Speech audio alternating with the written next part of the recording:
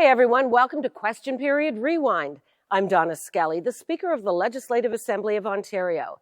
Get ready to travel back in time to 1986, the year when Microsoft went public, the Oprah Winfrey Show was first syndicated, and when Wayne Gretzky was at the top of his game with the Edmonton Oilers, breaking his own NHL record for the most assists and the most points in a season.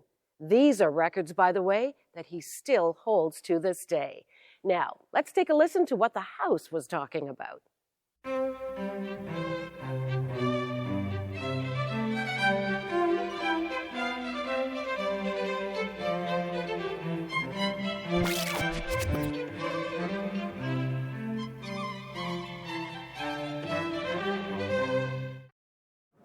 Oral questions. Order. The Leader of the Opposition.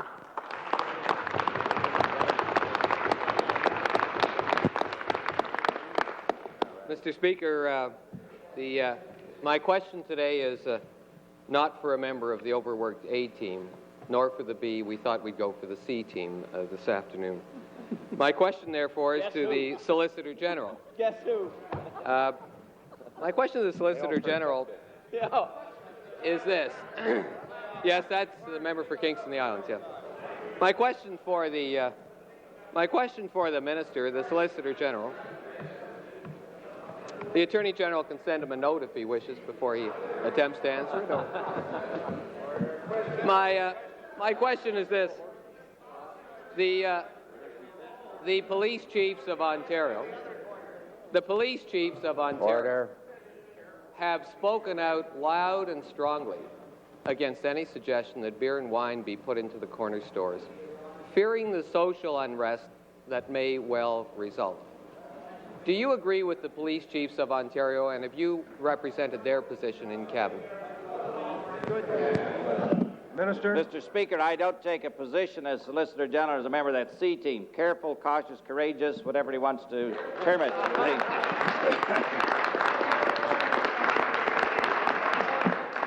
To ever attempt to endorse the stand of the police chiefs, I respect the position they take as I do the position taken by any member of this House, and I have my own position on the issue, and I'm quite prepared to support the bill that has been brought before this House.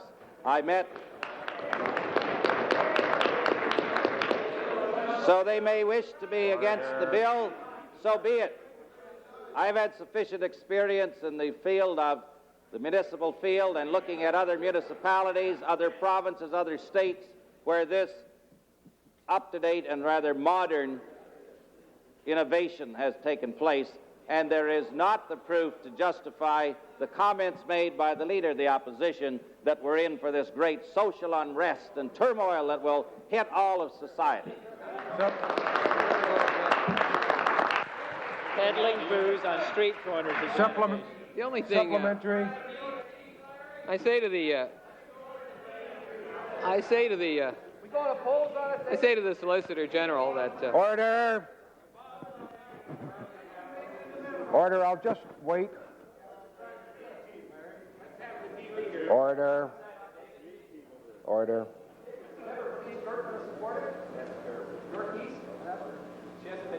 Order. Supplementary. the question is, does the member for Temiskaming support it today as he did 3 weeks ago, or oppose it today as he did 3 weeks ago? My question for the Solicitor General. My question for the Solicitor General is this. He apparently does not support the police chiefs of Ontario, whose voice he ought to be in the Cabinet of Ontario. May I cite for him the federal statistics that indicated that in 1985, the impaired driving-related accidents for young people between the ages of 16 and 19 account for 23% of all fatalities. That of the 1,000 people killed in traffic accidents, 50% were impaired, and 20% of all those killed in drunk driving accidents are 19 years of age or younger.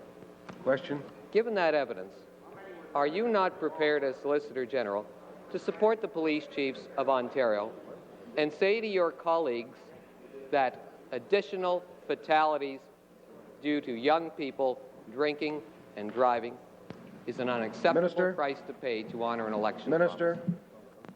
The question is enforcement of our laws, and just as our policemen have supported wholeheartedly the strictest fare campaign on our provincial highways and reduced the number of accidents in this province substantially. If you want to look at the last statistics over this last holiday, instead of a year ago with 84 deaths under a previous type of administration, down to 29 this year, giving our people the right support. And as the police chief said to me, we feel free to offer you our opinion, but as good civil servants that we are, we'll support whatever rules you bring in the government. That's about as our opinions I've heard. Final supplementary. I have no question about the dedication of the police chiefs of Ontario and the fact that they will try and reduce the awful impact that this legislation will bear. Final supplementary. My final supplementary is this. Contrary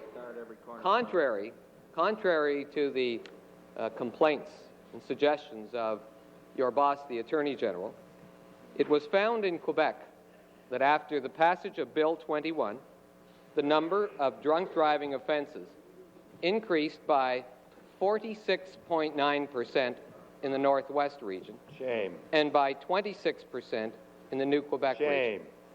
Given those statistics, the statistics which show provably, I say to the Attorney General, that there was more impaired driving after beer and wine was introduced into the corner stores in Quebec than before, are you prepared to suggest to your colleagues that they rethink this position? Minister? 1978. You can't compare the statistics of the province of Quebec with the province of Ontario, as you can't compare. It's all right. If you listen for the rest of the answer, like many other things, you can't compare the provinces. Order.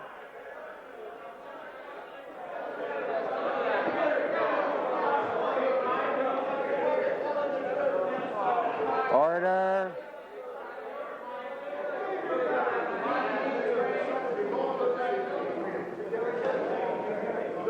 Order. Order. Order. New question. The Leader of the Opposition. Yes, be careful. The A team kneecaps the C team, as the Minister for Colleges and Universities will tell you when they disagree. My question is for the Premier. He has reminded the House in the last couple of days that he wants to be very cautious in responding to the taxpayers' concern about the $2 million gift given the former clerk, and therefore will not respond to any suggestion that perhaps the Premier might have removed him from office because of lack of competence. I want, therefore, to make the Premier's job easy this afternoon for him and give him an opportunity to defend the integrity and reputation of the former clerk. My question, therefore, to the Premier is this. Will you agree with me in an unqualified way that the former clerk is today capable and competent to serve as clerk of the province of Ontario? Premier. I say to my honourable friend, I always get nervous when he asks me to agree with him in an unqualified way because he's trying to set something up, and I can understand him being cranky after his experience in Owen Sound of yesterday. Is it true that nobody showed up, Larry? I read this that Nobody showed up. so people feel. But look, don't be upset. I had one of those in Kenora. My honourable friend will remember. Those are the joys of being. But in fairness, but I was only charging $7 in Kenora. But anyway, he was the only one that showed up. But my answer to my honourable friend is that I am not going to get involved in a discussion of his personality or his attributes in this House. I've said to you on several other occasions, and I'll keep repeating it if you like, that we felt it was time for change. And we have made the changes we feel are necessary, just as we've made many other changes in this House. Supplementary. I should correct the Premier's impression. I was not in Owen Sound last night. I was in Sarnia, where 120 very, very agitated and angry doctors turned up to protest the treatment that your government afforded them. Your briefing, once again, is wrong. That's that high-paid staff again. Now, Order. Order. Order.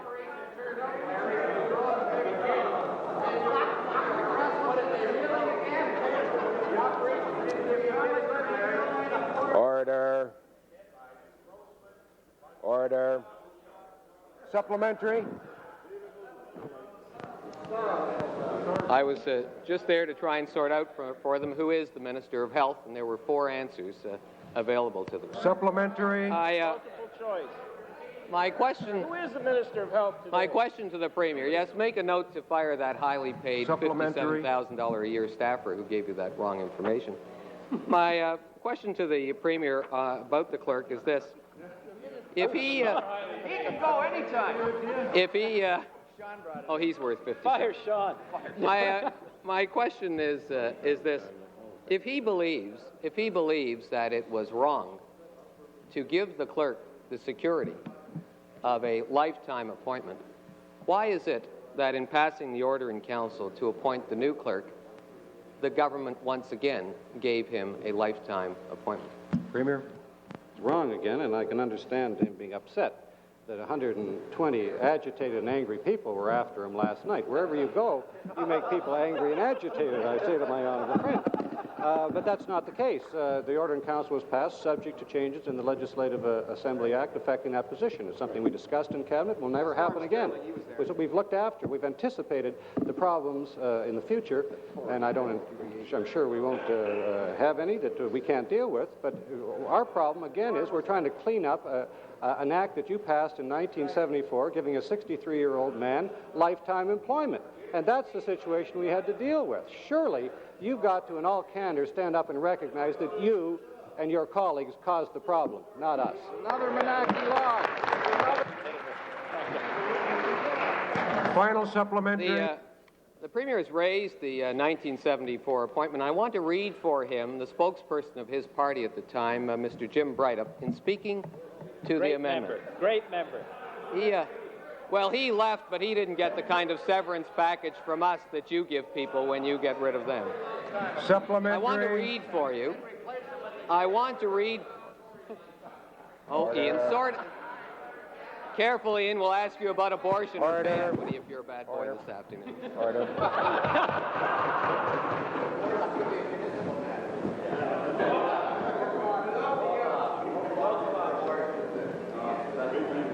Order.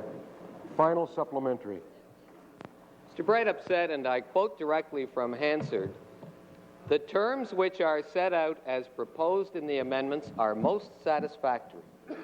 Surely this office should be filled clearly during the good behavior of the incumbent person, and also the removal of that person should not be on any capricious basis, but only on the address to the Assembly, etc., etc." So much for the position of the Liberal Party when it comes to the lifetime contract that they paid $2 million to try and get out of. Capriciously. My final question to the Premier is this. I have the order in council. I have the order in council hiring the new clerk. It says that the clerk be appointed clerk of the Legislative Assembly at pleasure, subject to any amendments subsequently enacted later on by the legislature. In essence, you hired him. Don't take advice from him. The last time he did it cost taxpayers $2 million. Order. Order. Order with the... Order. Your record's intact over here. You lost 6 in a row. Order. Order. Does the honourable member have a supplementary or not? Because yes, the question is, isn't it accurate to say that you fired the former clerk and then tried to negotiate terms of his severance, just as you have hired the new clerk at pleasure for life, and then once again going to discuss the terms of that employment later on, as per the order in council? That's right. Great way to do business. Premier. The answer is your people participated in the choice of the new clerk, and I think we've gone through this many, many times, and we can keep doing it again. But the answer is I don't agree with the honourable member. Good. New question. The member for York South. Speaker, I want to ask the want to ask the Premier a question in the absence of the Minister of Health about some of those doctors that the leader of the Conservative Party has been talking to. I wonder if the Premier would care to comment on the fact that Mrs. Gertrude Goltz, who's a senior citizen and pensioner living in Capriol, which the Premier will know is near Sudbury, was billed $25 by her ophthalmologist to write a letter of referral for treatment by a Toronto doctor, and in addition, this doctor charged her $10 to complete the Northern Travel form. Now, Mrs. Goltz is a pensioner. We have a basic law of the province, which we have put into place with respect to Bill 94, an end to extra billing. We have a basic right now of Northerners to apply for treatment in Southern Ontario, and we have here a case of a doctor that is charging a $35 fee to a senior citizen in order to get treatment in Toronto. I'd like to ask the Premier, just what are you going to do to stop this erosion of Medicare, of universal care, and to stop this intrusion of tin cup medicine back into the Medicare system after Bill 94? Premier? Speaker, I appreciate the honourable member bringing that example to my attention, and there have been other examples, as the honourable member will be aware. We are most anxious to have a system that does not present those kind of barriers, particularly in the type of the example you raised, although I'm not specifically familiar with that example. There are others that are being investigated, as you know, under the system. There are some services are insured and some are not insured, and I can't tell you specifically how it relates to your example, but I will ask the Minister of Health to gather up the information pertaining to that particular case and others and be back to you on the details. Supplementary. Mr. Speaker, I hope you have more success with your minister than my colleague from Sudbury East has had. He wrote the minister on the 18th of August asking for an answer with respect to Mrs. Goltz's situation. I wonder if the Premier is aware that in Toronto today, obstetricians are charging upwards of $150 as a, quote, standby fee for women who are pregnant and expecting to have a child. I'd like to ask the Premier, is he aware of that situation facing women in this city and indeed across the province, and just what does he intend to do about it? Premier? I am not aware of that particular case, although I have particularities of other types of cases have come to my attention. I've read about them in the newspaper, and it's something that the ministry is looking at. It's impossible to tell the extent of that kind of practice, but it's obviously something that concerns this government. I'm sorry, I say to the honourable member that I'm not in a position to give you a definitive answer to that, to the question you raised today, but it's something that we will monitor very closely.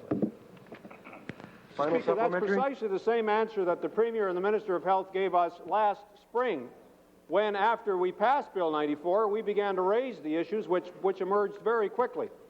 The Premier has been standing by and doing nothing, while the medical profession, many of them, have been have devised a strategy to get around the whole purpose and thrust of Bill 94.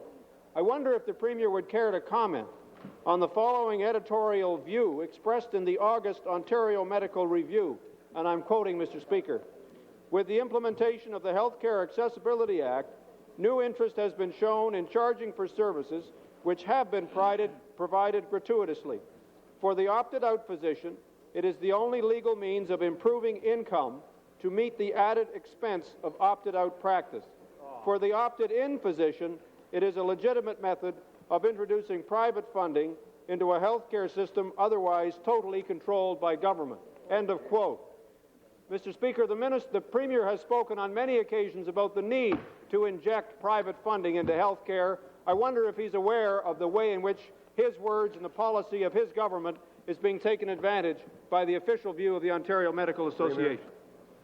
It's no secret that the official view of the OMA and the governments differ on a wide variety of matters. I can't speak to you about why they publish certain things in their editorials, and I'm not surprised. I haven't read that particular one.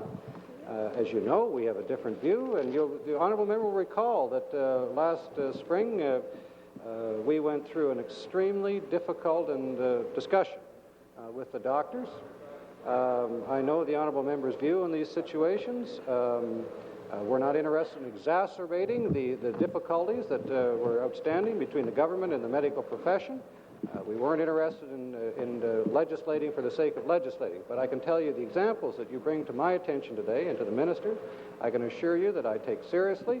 I will discuss it with the minister. I don't have a remedy. If you're asking me for a new piece of legislation or something of that order, I don't have that in mind at the moment. But we'll certainly try to examine the extent of that kind of practice, and so we have a clear handle on it. And I thank you for bringing it to my attention.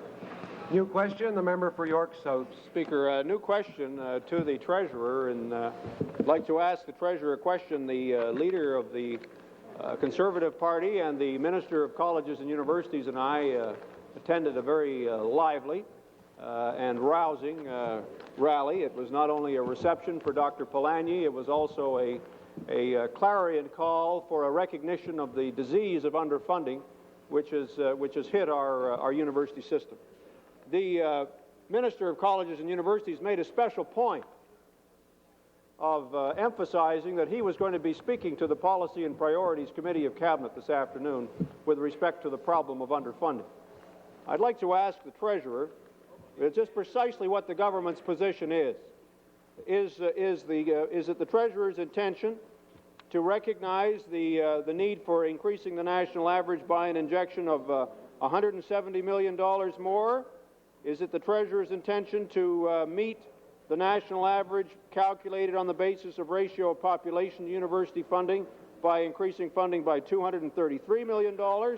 Or is it the intention of the Treasurer to reach the national average calculated per $1,000 personal income and inject an additional $450 million? Which of the three options, which no doubt the Minister of Colleges and Universities will be putting to the Treasurer, does he intend to follow to ensure that our universities are no longer underfunded? Mr. Speaker, I intend to be at that meeting this afternoon. I certainly hope to be there and to hear what the Honourable Minister has to say, that we discuss these matters and others on a continuing basis, and the Honourable Member would know that the allocation of provincial funding for the coming year is an important and time-consuming operation with many important discussions. The Honourable Member, Mr. Speaker, would also know that the underfunding of universities has a long history in this province, and we've tried to reverse that by establishing a funding level last year at 8%, double the level of inflation, and on top of that, providing an additional $46 million for capital purposes. I'm not at all prepared to argue with the Honourable Minister or the Honourable Member as to the sufficiency of that funding, but at least it's an indication that we're living up to our election commitment and placing a priority on post-secondary funding. You would be aware that an additional $60 million above and beyond the substantial increase for colleges that were contained in the budget a year ago, the $60 million was allocated to the colleges. I'm not at all embarrassed and certainly not ashamed of this particular commitment, nor do I argue with the presidents and the students, a group of whom have been lobbying in front of the legislature during the last few minutes. I don't object to them indicating that more is needed.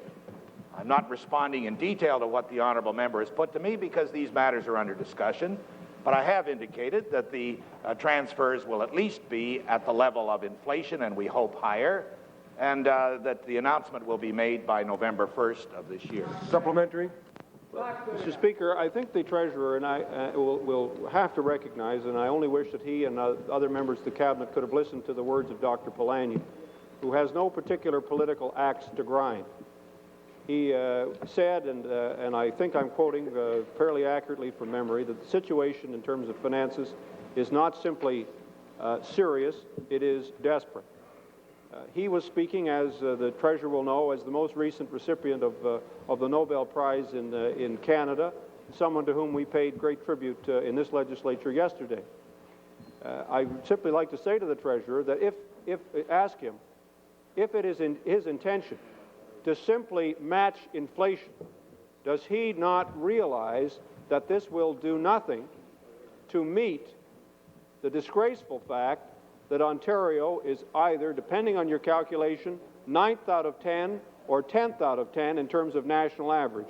And however you calculate that average, there is a need for an injection of at least an additional $170 million over and above inflation in order to meet the needs of our university system. Is the Treasurer not aware of that, and what does he intend to do to meet that? Dr. Polanyi was able to express his views at that important meeting. I'm also delighted that he was able to carry on his work at the University of Toronto, which I think, with perhaps one exception, is the best university in Canada.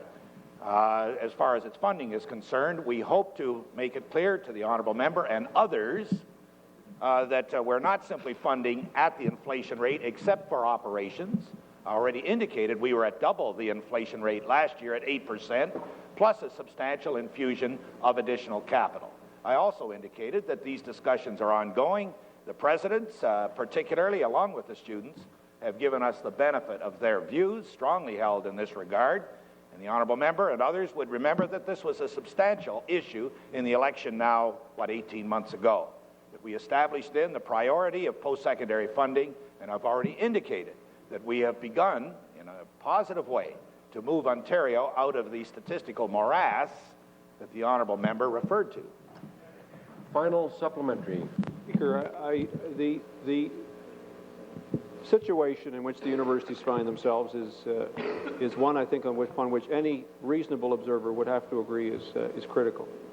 I wonder if the Treasurer is aware that other states in the United States with which Ontario is competing in terms of attracting the best students, attracting the best graduate students, attracting the best research, attracting the best professors, that those systems which are publicly funded, I'm thinking of the large states like Michigan and California and Ohio and Illinois, have all substantially increased their funding over the last 5 years in a way that has no parallel whatsoever in the province of Ontario. Theirs has gone up substantially, while ours, as the Treasurer will know, in relation to inflation, has in fact been cut in real terms. I'd like to ask the Treasurer, does he not realize that if his government strategy for high tech is serious and real and not just a matter of rhetoric, if his commitment to democracy is real, and I know it must be, does he not realize that that means a recognition that using inflation as the base upon which to now judge funding is just no longer adequate? We have to look at a desperate situation and meet it by additional funds. Does the Treasurer not recognize that fact? Treasurer. Mr. Speaker, I certainly am aware of the statistics from the various states, and their funding on a per capita basis is richer than ours, and that's certain. The honourable member also referred to the commitment to the promotion of technology in the province, and the Premier's special committee, which is looking after the funding of $1 billion additional during the next 10 years, with $100 million this year and each subsequent year. $15 million of those, of that fund, are specifically committed to the university, and those funds will be payable this year. Look, I'm not denying for a moment that the situation we inherited was abominable, that we are moving to correct it, unfortunately not as fast as the honourable member or even anyone on this side would wish. But we have accepted it as a priority, and I hope that the announcements made later in the year will at least be acceptable to any objective observer that we are moving in that direction.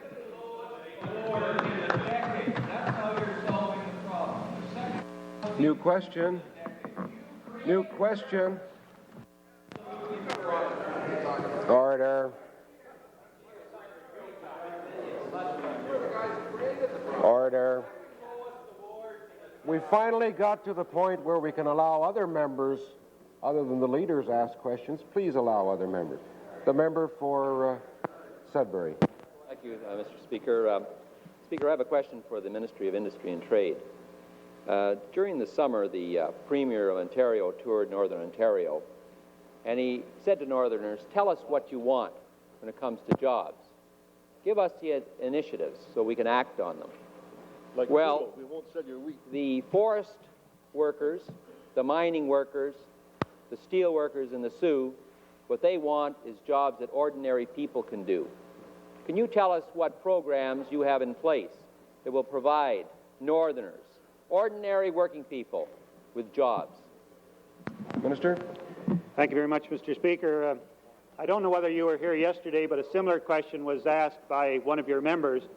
And in answer to that, I stated that there have been several moves made by this government, more moves made over the last few months than there were ever made during 42 years of your rule. Once again, I'd be very pleased to mention such things as where we have moved divisions or whole ministries to the north. We have held conferences and intend to hold further conferences in the north to get advice from the people of the north what we should be doing. As far as the Northern Ontario Development Corporation, during the year 1985-86, we put in $25.4 million, which should create 2,806 jobs over the next few years. The Minister of Tourism has told me that they have put in over recently $4 million. We have been making a lot of moves in the north, which will create jobs. Supplementary. Well, Speaker, certainly we recognize that you're interested in giving Northerners minimum wage jobs. That's been your policy for some time now. But the question I would like to put to you is this. Surely, Minister, you realize that Northern workers want to share in the future prosperity of the southern part of this province. Are you prepared to bring forward a program that would encourage parts manufacturers that are going to be moving into this province from Southeast Asia to locate in Northern Ontario and some of the major centres? Would you bring forward incentives for this and bring forward a program that ordinary working people can play a part in? Minister? One of the things that I should mention that is constantly mentioned to any of these people that are looking to locate in the province of Ontario is that we are trying to put as much industry as we possibly can into maybe two neglected areas. That would be Northern Ontario and Eastern Ontario. And our discussions always center on that. We make sure that any industries coming into the province are made aware of the communities in the north and the desire that they have for jobs in that area. New question. The member for Durham York. I didn't recognize the member for Durham York for the question. The member for Beaches Woodbine, new question. Mr. Speaker, I have a question to the Minister of Consumer and Commercial Relations. Mr. Minister, this week when the Ontario Racing Commission was dealing with an application from the Ontario Jockey Club to be allowed to end the 125-year tradition of no Sunday racing at Greenwood Racetrack in my riding, the Commission ruled that it did not have jurisdiction to consider the impact of this application on the neighboring residents, traffic and transit patterns, local churches, local merchants, and access to the whole community for the many recreational opportunities in the beaches. Mr. Minister, since this interpretation of their mandate means that local residents do not have any tribunal to which they can apply for protection of their traditional enjoyment of their property with their friends and relatives on Sunday, will the minister consider amending the Racing Commission Act, if necessary, to ensure that the rights and needs of the community which shares its neighborhood with this huge sports complex are considered and protected? Order. Minister. Mr. Speaker, the matter that the member addresses is one that is currently before the Commission. I should say that the Ontario Racing Commission just has jurisdiction over racing matters. There is another tribunal that citizens can apply to, and that's the City Council. The Ontario Racing Commission is structured to deal with racing matters. If it's a matter dealing with parking and noise and congestion in the streets, that is not in their jurisdiction, and they were told that, and that is where the matter sits. Supplementary. Supplementary, Mr. Speaker. Since all members of the present Ontario Racing Commission are connected with the horse racing industry and would appear to have a conflict of interest if they were asked to consider this question, will the minister set up an independent provincial tribunal to which the residents may apply for consideration of their interests, since the municipality does not have the powers to deal with all of their complaints or the effect on the whole community? Minister. And there must be full opportunities for Order. Minister. Mr. Speaker, under city bylaws and zoning bylaws, they designate whether or not there can be a racetrack or not a racetrack. And when a racetrack is prescribed for an area, citizens have a chance to make representation to their elected officials to say why they want it or why they don't want it. That racetrack is there, and all that's happening is the Ontario Jockey Club has made application, as is common everywhere else in Ontario, to race on Sundays. The only jurisdiction the Racing Commission has is to rule whether or not they want to grant them those dates. They do not have jurisdictions in other areas. And they were told that at the hearing by a lawyer, and the group that appeared before them was told that. So what they're doing, if you have a problem, and I sympathize with the problem of the people in the area, it's just that the Racing Commission is not empowered to deal with it. So they have to take another route, and they've got to get legal advice as to how to do it. New question, the member for Brampton.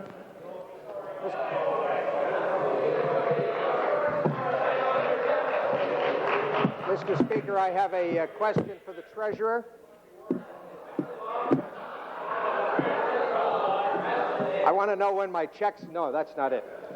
I'd like to inquire, Mr. Treasurer, recently the federal finance minister announced an increase in the pension deductions that self-employed individuals can use. They brought it from $5,500 to $7,500, I believe.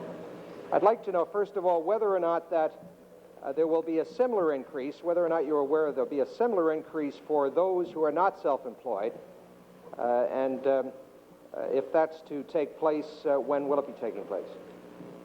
Treasurer? That announcement was made, Mr. Speaker, when I was traveling abroad. However, as I recall it, the availability for RRSPs will be across the board for high incomes and low incomes, and it's so complicated, as I recall, that the federal ministry is going to give a written statement to each individual indicating how much room there is left after pension to go into an RRSP.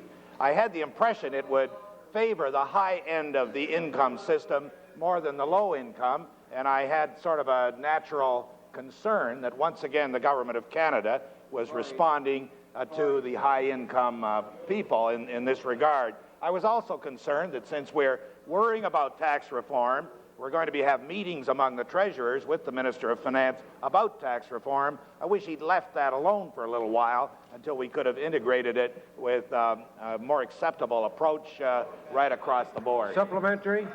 No. I have no supplementary. I don't like that either. New question? The member for Sudbury East. Sure. Sorry. Well, no, Mr. Speaker, I have a question to the Minister of Municipal Affairs, because no one else stood up. The minister will be aware that 117 acres of mining claims were patented to a Mr. Fulton in the township of Drury and Trill in 1936 and 41 at a cost of $374. Falconbridge purchased these properties and have paid 50 cents a year tax on the 117 acres. Since the land was patented for mining purposes, why did your ministry give approval to Falconbridge Limited to subdivide this property into cottage properties? Minister? Mr. Speaker, I can't recall the exchange in 1936 and 41, but I will definitely look into it. Since you've already responded to me in a letter, maybe I'll ask you another supplementary.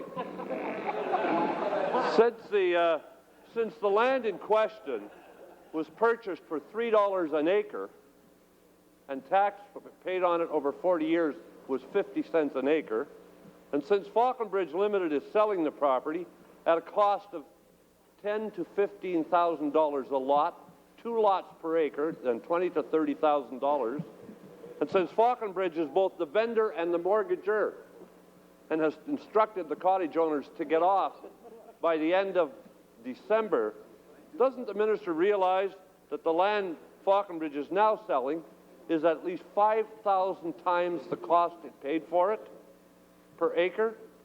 And doesn't the minister understand that the purchase price and tax rate were based on mining patents and have been and have not been charged at the appropriate price for cottage land?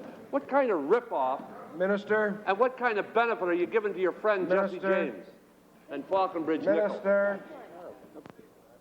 Mr. Speaker, I promise the member that I'll get back to him personally within 24 hours with an answer to all your questions. The member for Cochrane South. Oh, no, the member for Fort William.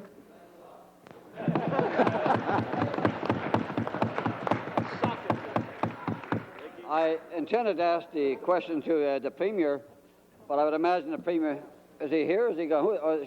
Is he the Premier today? Sean? But I understand that the Premier left when he knew I was going to ask the question, so I'll refer it to the Honourable Robert Nixon. To the Government House Deputy Leader. Premier. Mr. Speaker, my question is for the Deputy Premier. The government's fire sale of Urban Transportation Development Corporation has resulted in 50 layoffs in Kingston and approximately 15 in Thunder Bay since the deal closed in September. The Deputy Premier may also be aware of reports that the health benefit packages for non-unionized workers in Thunder Bay have been cut, and that unionized workers are worried that they too will lose some of their benefits. Will the Deputy Premier assure this House that job guarantees as worked out by the province of Navalin will be honoured so that the workers of Thunder Bay and Kingston won't be forced to pay the price of government mismanagement? Treasurer. Speaker, may I refer the question to the Honourable Minister of Transportation? Minister. Thank you, Mr. Treasurer. Well, I want to assure the member from Fort William that there have been no new layoffs, any temporary adjustment in staff. Is that which we announced and the participating companies announced some time ago? There's been no new additional layoffs. There obviously are some adjustments being taken place. There's some movement back and forth between Thunder Bay and Kingston. I'm not aware that anybody is being disbenefited in any way, shape, or form in terms of the medical benefits and pensions and so on that you referred to. However, I will take it upon myself to further investigate, and if there's anything to be reported to you, I'll do that for you. Supplementary. Member for Mississauga East. May I ask a supplementary to the Minister, and I regret, too, that the Premier is not here. But in view of the concerns that have been expressed regarding UTDC, will the Minister table in the House all the documents and papers concerning the finalized terms of agreement between Lavalin and the province? And will he do it immediately? Minister. Mr. Speaker, I actually thought that had been done to the proper committee. If it has not been done, of course it will be done. New question, the member for Scarborough West. Thank you, Mr. Speaker.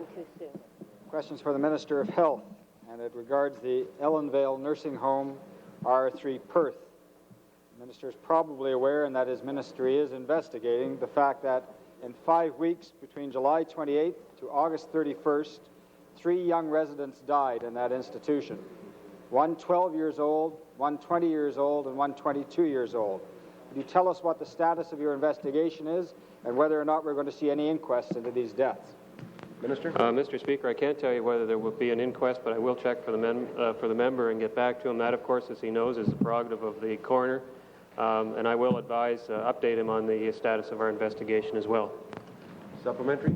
Speaker, the reason it's important that the ministry involve himself is that he's probably aware that the coroner suggested initially that the 12-year-old died of sudden infant death syndrome, that the 20-year-old died of a bowel obstruction and perforation, even though there was no other symptomology except for a high temperature, and that the other person returned rather prematurely, perhaps from hospital, and died of a pulmonary edema. Is the minister aware that all of these deaths took place on a weekend and that there is a major question of preventability here? Minister? Mr. Speaker, the question of preventability, of course, I would suspect would be on the mind of the coroner, and and I would leave it to his discretion as to whether or not to examine those matters further. If you are suggesting, Mr. Member, that there were some deficiencies in the care provided, I think you ought to make those allegations known to me. I will check them further. I can tell you that I will provide you, though, with an update of the investigations that have been provided by my ministry. New question? The member for Durham, or Simcoe. Centre. Thank you, Mr. Speaker. Mr. Speaker, my question is to the Minister of Tourism and Recreation. Mr. Minister, under present legislation, approximately two-thirds of lottery profits are approved for health and health-related projects, cancer research, home for the aged, etc. Why then, over the past 4 months, has your government sent a message of fear into the pocketbooks of every organized fitness, recreation, sports, cultural, and municipal association in Ontario by way of your Bill 38? Minister.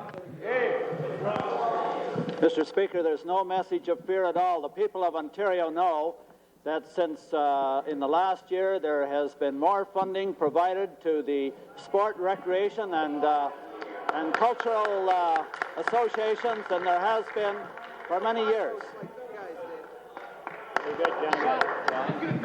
Order. Order. That was a disaster. Order. Supplementary. Order. Order. I'll just wait. Supplementary. Supplementary, Mr. Speaker. I might say to the Minister, if there's no fear, then there's no mail to his office, or else he doesn't read, one or the other. Mr. Speaker.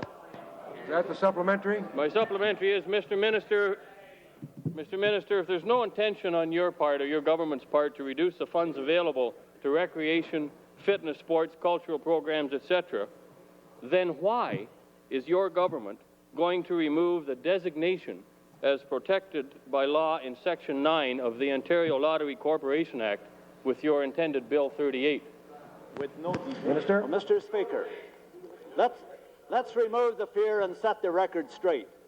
While your government did not change the designation, remember this, that when you froze the capital construction program in 1983, there has not been a program since. We have made available $15 million to that program. You made available $3.4 million for a capital conservation program. Under our Premier and our Treasurer, we made available $10 million.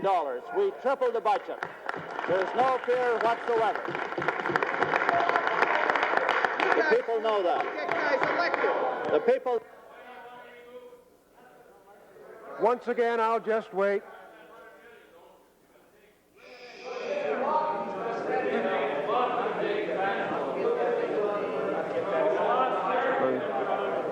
Order. No, order. I'm not going to recognize anyone until there's order. Order. New question, the member for Sault Ste. Marie. Thank you, Mr. Speaker.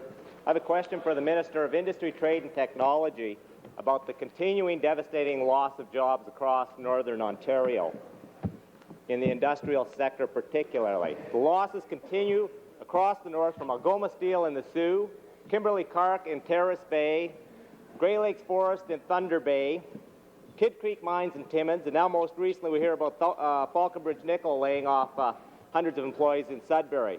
But where are we getting the new jobs? I'd like to ask the Minister, given your comment earlier today that you're putting more emphasis on putting industry into Northern Ontario, can you give us one example where your government has done anything to get an industrial enterprise to either locate in the north or to expand its operation in Northern Ontario? Good question. Minister? I would first of all like to thank the member for the question, because it is a concern not only for your party or for the Conservative Party, but it's also a very much of a concern for us. We're very disappointed in the job creation in the north. We are disappointed at the large number of losses of jobs. And as I mentioned to the member from Cochrane the other day and the member from Sudbury today, we are attempting to do whatever we can to assist with that. I'd be very pleased to send over to the member, if he would like, a list of where we have contributed to the Northern Ontario Development Corporation to create jobs there. I would also be very happy to supply him with a list of the tourism projects that we have I'd be very pleased to supply him with a list of the new ventures program where we have started new businesses. There are some programs, but I must say we're not happy with the job loss of the job position in the north. Supplementary? Supplementary? Thank you, Mr. Speaker. I'd like to reiterate what Northern Ontarians feel as well, that they aren't happy as well with what has gone on. The concern is the kinds of real industrial jobs that we need in the north, in the forest products, the mining sector, and in secondary manufacturing related to the kinds of industries that make sense for the north. In those areas, we haven't seen any initiatives from this government that have resulted in any new jobs in any of those sectors. I'd like to know when you're going to take some specific action to ensure that we get some industry in Northern Ontario, not just the kind of tourism jobs and civil service positions we've heard about so far. Did you hear that? Did you hear what he said about tourism? Order! Order! Order! Will the minister take a seat? I gather the members do not want an answer. Order! Order! Order! New question. The member for Cochrane South. Thank you, Mr. Speaker. I have a question for the Ministry of Industry, Trade and Technology, a question he refused to answer yesterday, and that is we are about to have an announcement out of Washington with respect to the countervail duty.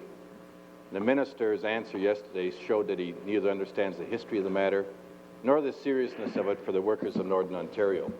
During the last countervail duty application in the United States, a minister of the former government went to Washington 4 times.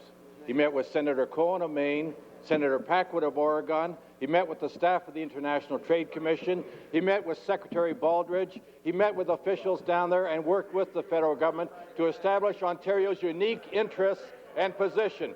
What have you done? What have you done over the past 4 months to protect Ontario's interests, Ontario's industries, and Ontario trade in the face of this kind of duty application?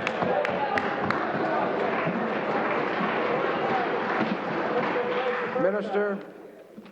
As the member is likely aware, we are expecting an announcement that will be made sometime later this afternoon on the countervail duties. I would tell the member that we have been very active in this side of the House. We have been meeting not only with the federal minister and the federal government, we have also been meeting with the provincial ministers of trade and natural resources, both myself and the Minister of Natural Resources. Even as of yesterday, the Minister of Natural Resources traveled to Quebec to meet with his counterparts, and we are awaiting the news this afternoon just to see what the answer is. Stationed in Washington, not in Quebec. Well, Mr. Speaker, supplementary. No. Order. Order.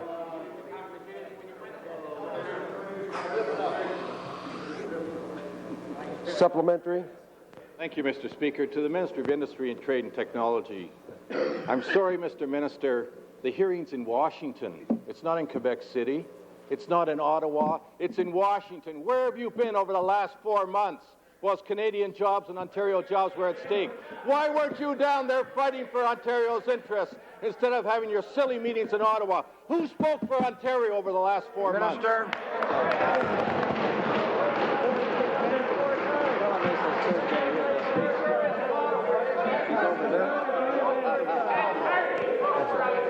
Order. Order. I'm finding it very difficult on both ears. Response, Minister? Thank you, Mr. Speaker. As I mentioned, we feel that negotiations like this should be handled by Pat Carney in Ottawa. We have been giving our input on a daily basis. Our officials have been working very closely with her, and we feel that we have had a lot of input.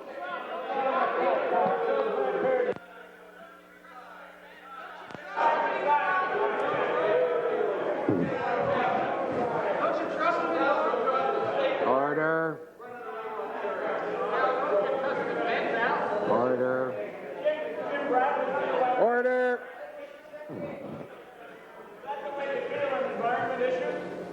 What's wrong with the member for Lincoln? Proceed. No question. The member for Hamilton West. Thank you, Mr. Speaker. I have a question for the Minister of Municipal Affairs. The Minister will remember that in the fall of 1985, when the bill that I presented providing for the general election of the regional chairman passed this House in private members' hour, he indicated it would be coming back to the legislature. When I asked that question again in the spring session, he reiterated again that it would indeed be coming back to the legislature for further consideration. I wonder if I could put the same question to him now. When, Mr. Minister, will that piece of legislation be coming back to us in this legislature so that we may pass on that, a matter that has the unanimous support of the people in our region? Minister? Mr. Speaker, you're quite right. Our legislative agenda was limited in the last session, but I intend to introduce it as soon as the agenda permits me. The legislation is all ready to go. Supplementary?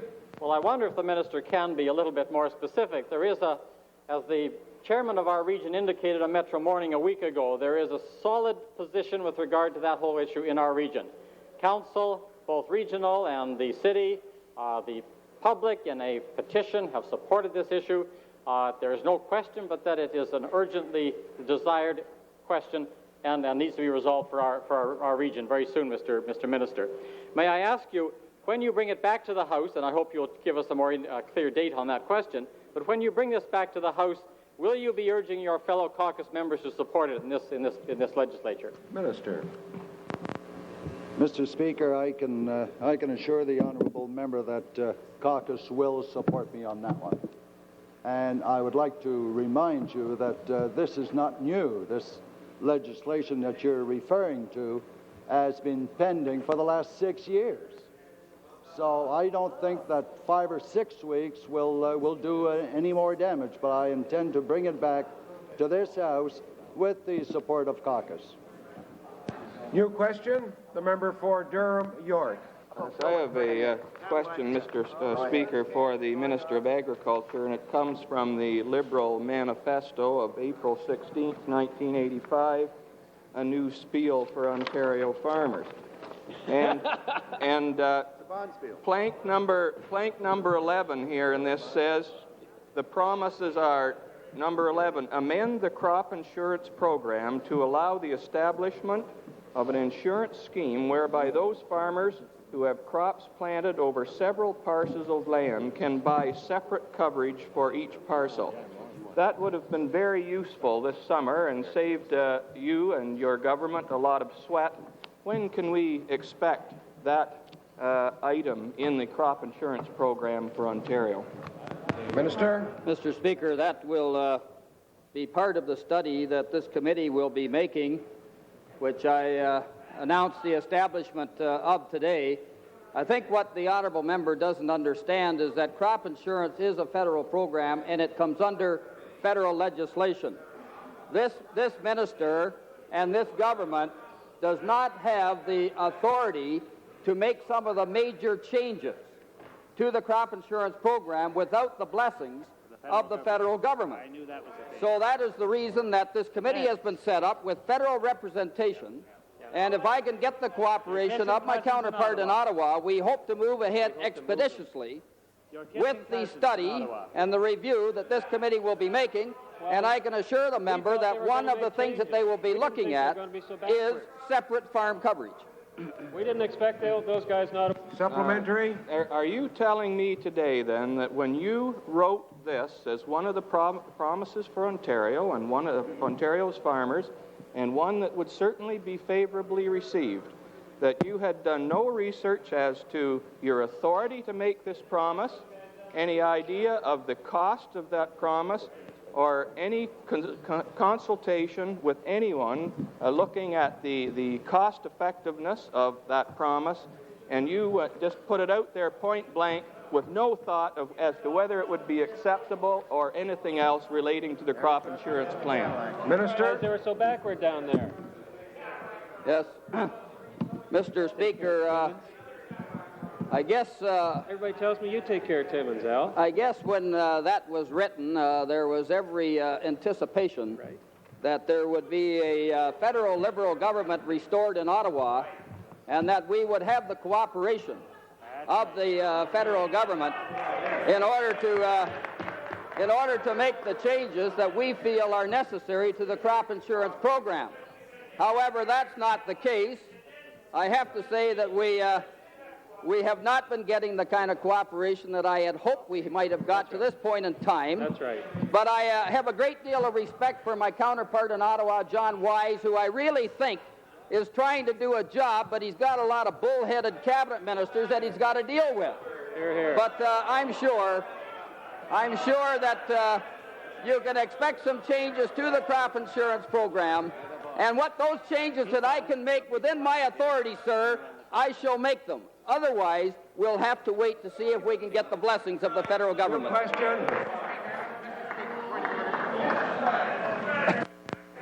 Order. Point of order.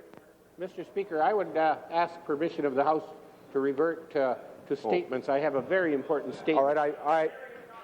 Order. I hope we can just finish the last question, and then the member for Oakwood. Final Thank you, Mr. question. Speaker. Mr. Speaker, I have a question to the Treasurer. It's in regards Bill 38, an act to amend the Lottery Corporation Act, or otherwise known as a raid on earmarked funds. We understand, Mr. Treasurer, that you don't intend to call Bill 38, but however, you have not withdrawn the bill. Now, can you make a commitment today to the arts organizations, to the municipalities, to the recreational and sports organizations that are extremely upset with that bill, that you will withdraw this bill and that you will rededicate your government to the support of growth and culture in the province of Ontario? Treasurer. Mr. Speaker, I, like the honourable member from Oakwood, am totally dedicated to the growth and support of culture in the province of Ontario. I did indicate to the NDP House Leader that I did not intend to proceed with the bill at this time. I was interested that was followed by a very strong statement from the budget critic of the NDP saying they were unalterably opposed to the bill and would not vote for it.